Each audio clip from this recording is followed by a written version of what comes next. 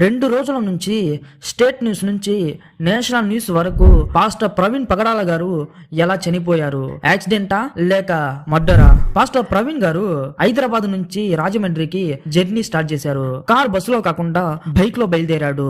ఇలా వెళ్లే క్రమంలో ఆయన చనిపోయారు. అసలు ఆయన ఎలా చనిపోయారు, యాక్సిడెంటా లేక మర్డరా అనేది ఇంకా తెలియలేదు. ఆయన చనిపోయిన విధానం చూస్తుంటే ఖచ్చితంగా ఆయనని ఎవరో చంపేశారు అనే ఆనవాళ్లు ఎక్కువగా కనబడుతున్నాయి. కానీ పోలీసులు మాత్రం లేదు, ఇది జస్ట్ యాక్సిడెంట్ అని కేసుని తప్పుదో పట్టించడానికి ప్రయత్నిస్తున్నారు.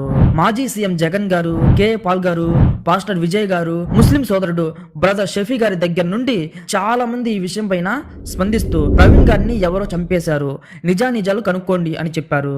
ఒక క్రిస్టియన్ అయినా, ఒక ముస్లిం అయినా, ఒక హిందూ అయినా దీని గురించి ప్రతి ఒక్కళ్ళు మాట్లాడాలి.